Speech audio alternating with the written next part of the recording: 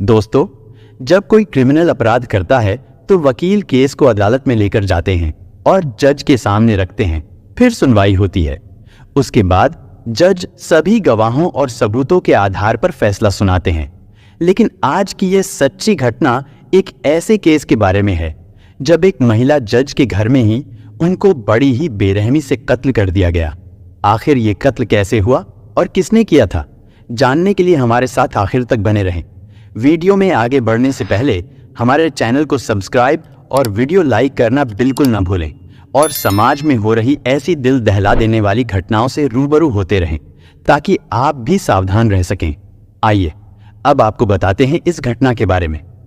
साल 2016 में उत्तर प्रदेश के कानपुर शहर में स्थित सर्किट हाउस कॉलोनी में एक जुडिशियल मजिस्ट्रेट रहती थी जिनका नाम था प्रतिभा गौतम। इन्हें यहां पर आए ज्यादा वक्त नहीं हुआ था।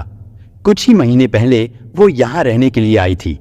उनकी शादी मनु अभिषेक राजन नामक व्यक्ति से हो चुकी थी और इनके पति मनु अभिषेक राजन भी दिल्ली के 30 हजारी कोर्ट में वकालत की प्रैक्टिस करते थे।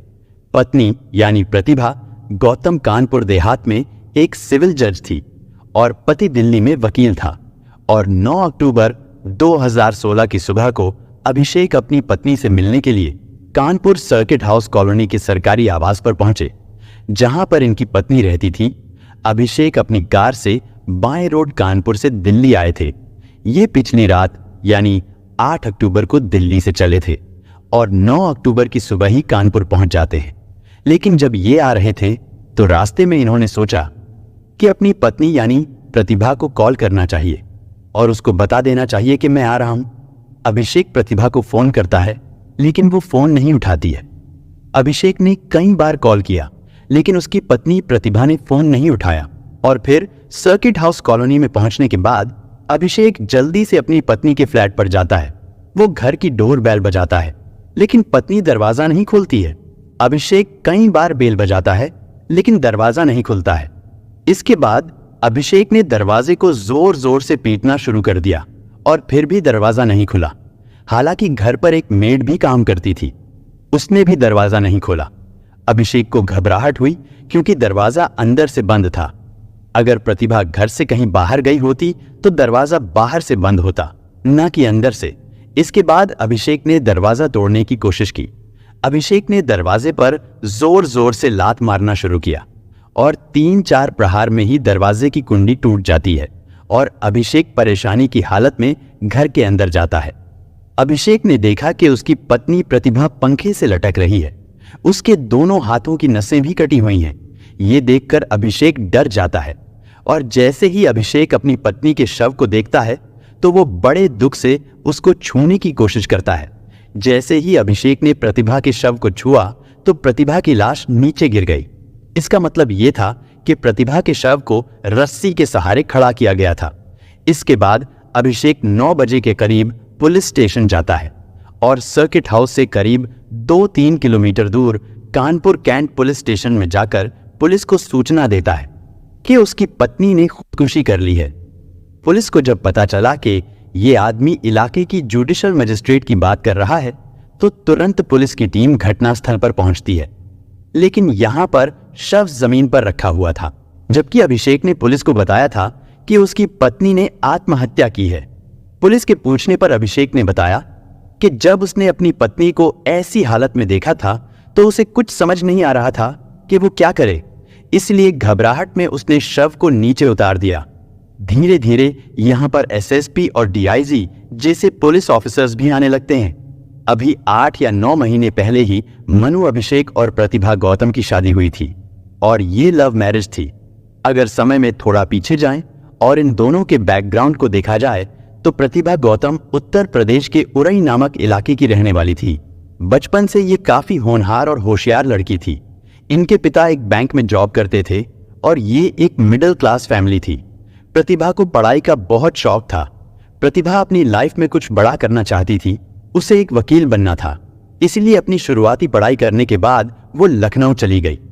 लखनऊ यूनिवर्सिटी से उसने LLB की पढ़ाई कंप्लीट की और लॉ की डिग्री हासिल की। इसी पढ़ाई के दौरान प्रतिभा का ध्यान वकालत से हटकर जज बनने की ओर आकर्षित हो गया और अब प्रतिभा का सपना जज बनने का था। लखनऊ से लॉ की डिग्री हासिल करने के बाद प्रतिभा दिल्ली आती है। यहाँ पर उसने LLM की पढ़ाई की। दरअसल ये LLB से एडवांस कोर्स होता है। LLM का कोर्स कंप्लीट करने के बाद प्रतिभा जुडिशल सर्विसेज की तैयारी शुरू कर देती है। इन्हीं दिनों एक लड़का भी इसी तैयारी के लिए कोचिंग सेंटर आया। इसका नाम था मनु अभिषेक राजन। ये एक बड़े घराने से बिलोंग करता था। उसके पिता सुरेश चंद्र राजन एक जज थे जो रिटायर हो चुके थे। ये CBI और NGT समेत कई जगहों पर जज रह चुके थे। पिता के जज होने के अलावा मनु अभिषेक की बहन भी दिल्ली के 30 हजारी कोर्ट में एक वकील थी और उसके बहनोई भी इसी कोर्ट में एक जज थे। ऐसे ही अभिषेक के करीब 7 रिश्तेदार जुडिशल सर्विसेज में थे। कोई वकील था तो कोई जज था और अभिषेक खुद भी जज बनने की तैयारी कर रहा था। इसी दौरान मनु अभिषेक और प्रतिभा गौतम एक दूसरे से मिलते हैं। कोचिंग में आने जाने के दौरान इन दोनों की छोटी छोटी मुलाकातें होनी शुरू हो गई। इनमें दोस्ती होती है और फिर प्यार हो जाता है। समय के साथ प्यार इतना बड़ा के बाद शादी तक आ गई। वैसे दोनों के घर वालों को इस बारे में कोई भी जानकारी नहीं थी कि इनके बच्चे पढ़ाई के अलावा और क्या कुछ कर रहे हैं। अभिषेक के घर वाले दिल्ली के करोल बाग में रहते थे और प्रतिभा के उत्तर प्रदेश के उरई में रहते थे। और जब साल 2013 में PCSJ का एग्जाम होता है, अभिषेक और प्रतिभा दोनों ही एग्जाम देते हैं।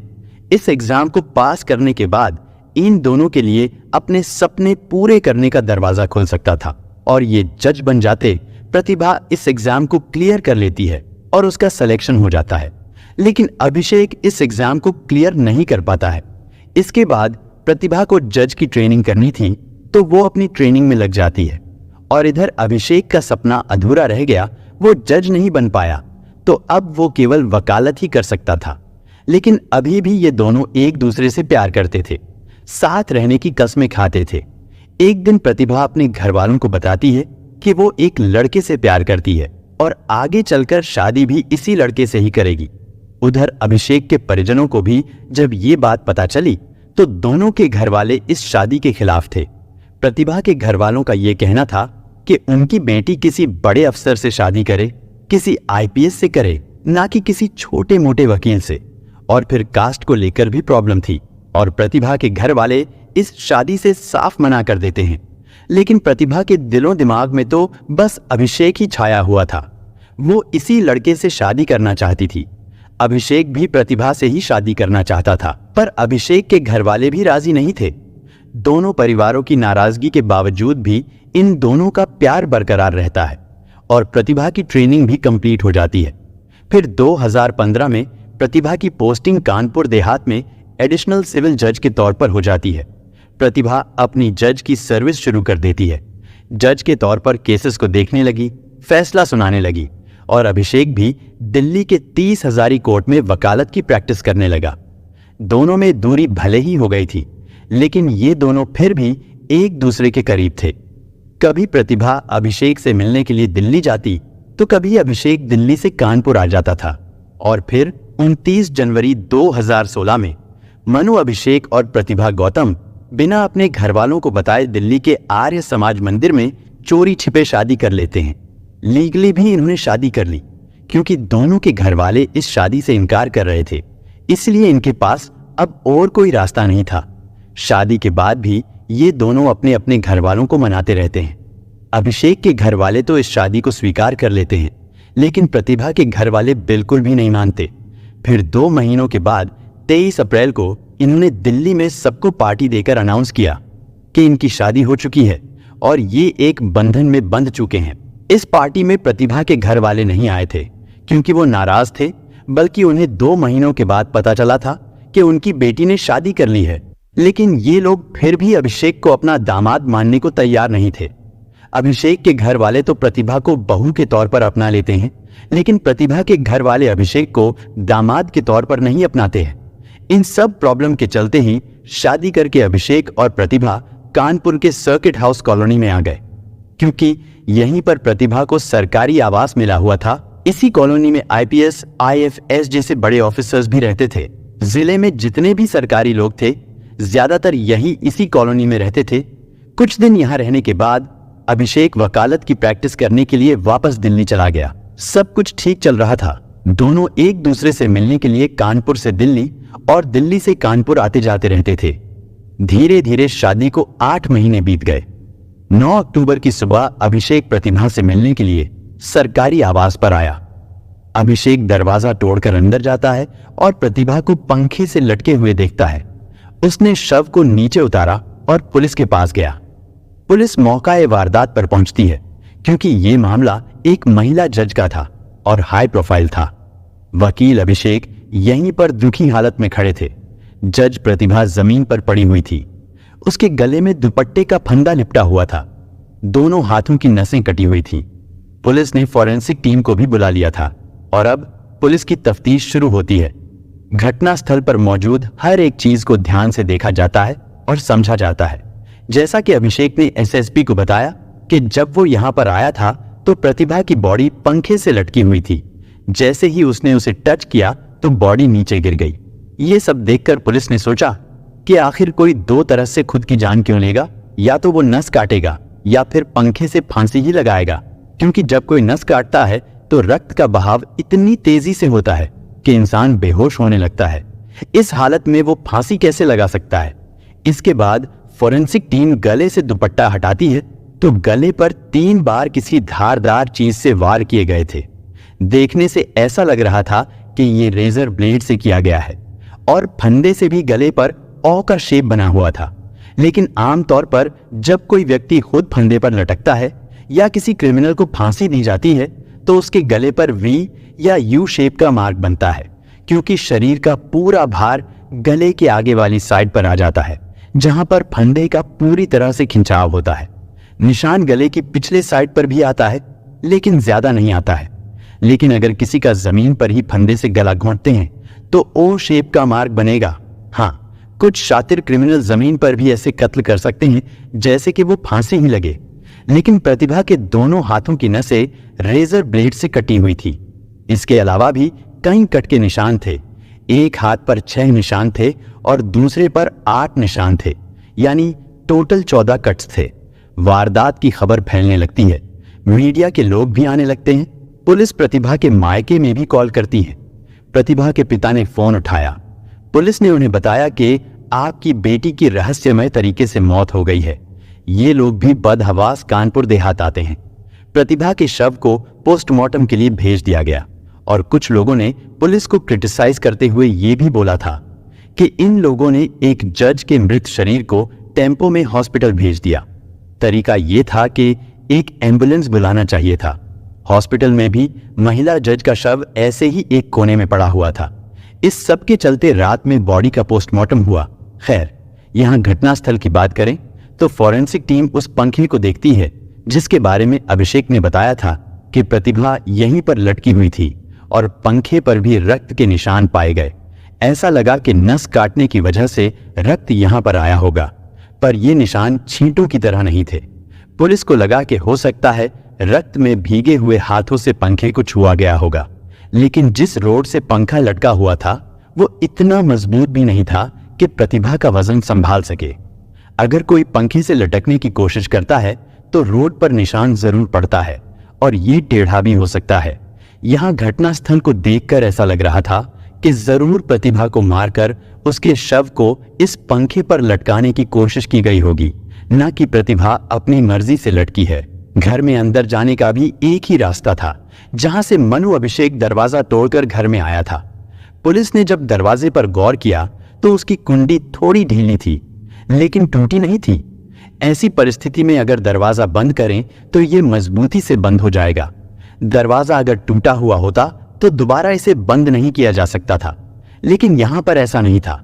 दरवाजा बिल्कुल सही था। इस वजह से पुलिस की नजर अब अभिषेक पर ही थी, क्योंकि अभिषेक ने बताया था कि वो दरवाजा तोड़कर अंदर आया था। अब पुलिस ने अभिषेक से पूछताछ करना शुरू की। एसएसपी उससे कुछ सवाल करते हैं। पहले पूछा गया कि आप जब यहां पर आए तो आपने क्या देखा।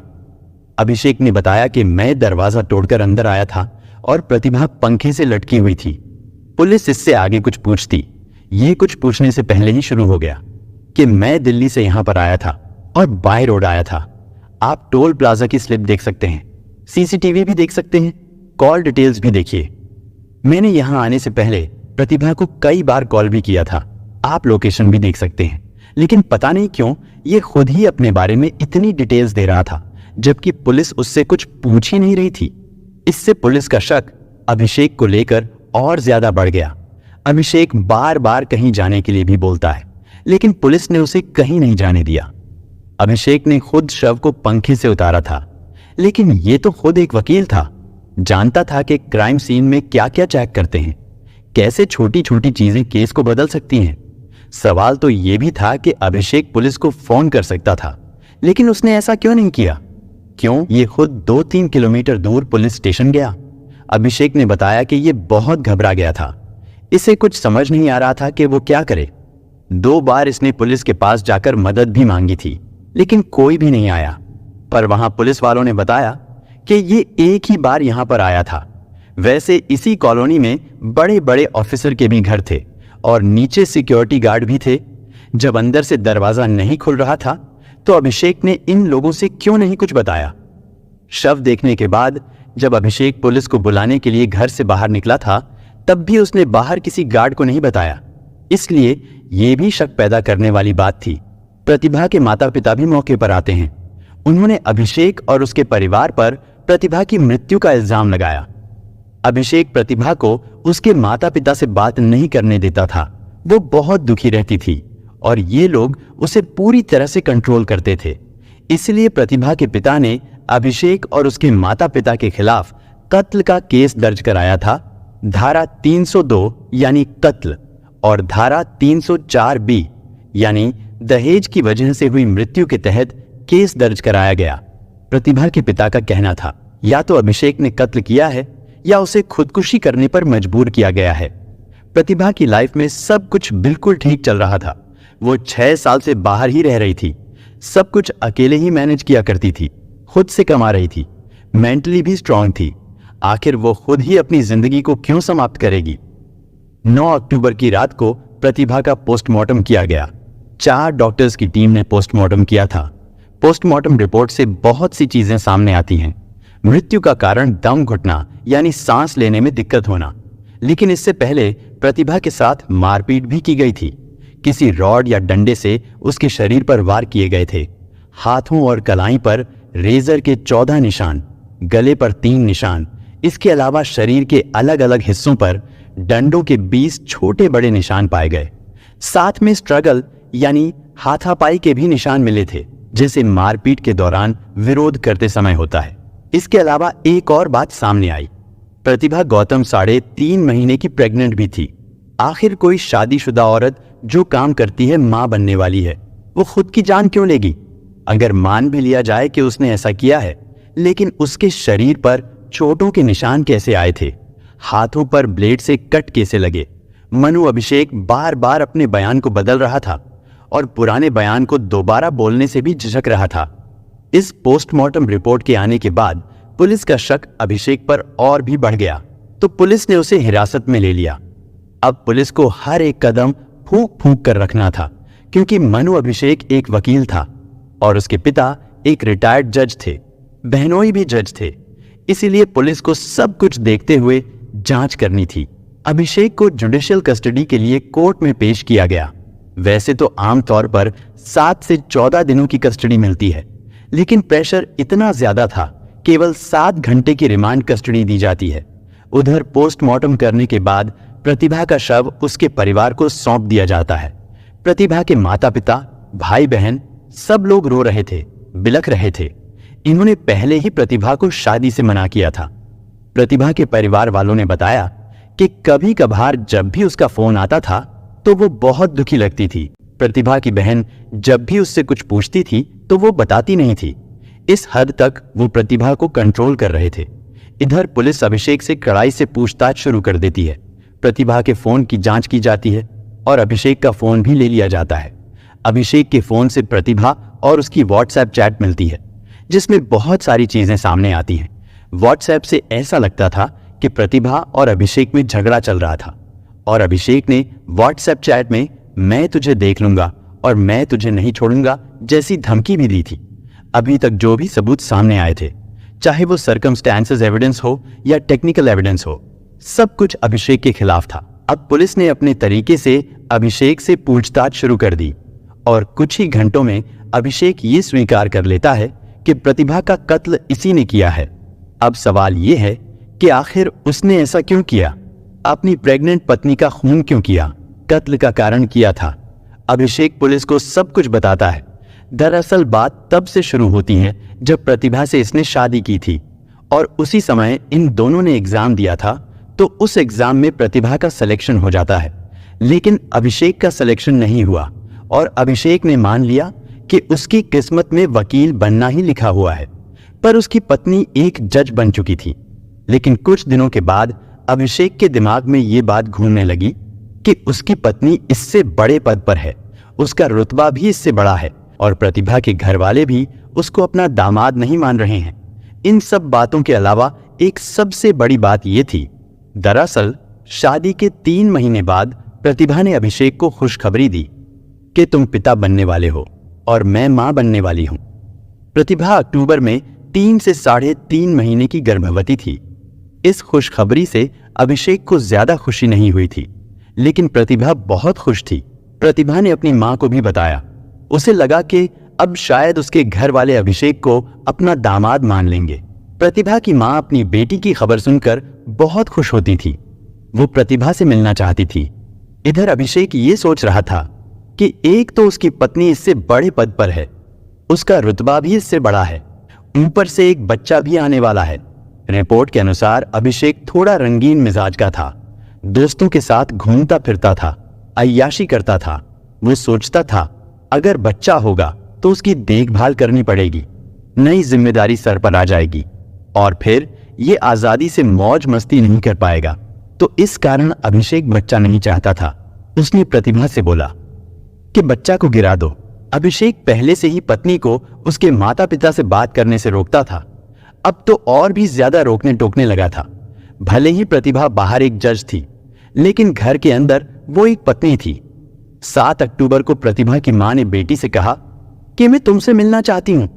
जब ये बात अभिषेक को पता चली तो वो अपनी पत्नी को बहुत डांटता है कि तुम मां से क्यों बात करती हो? तुम्हें बात करने से पहले मुझसे परमिशन लेना चाहिए। आखिर कितने दिन तक प्रतिभा अपने पति का ये जुल्म सहन करती?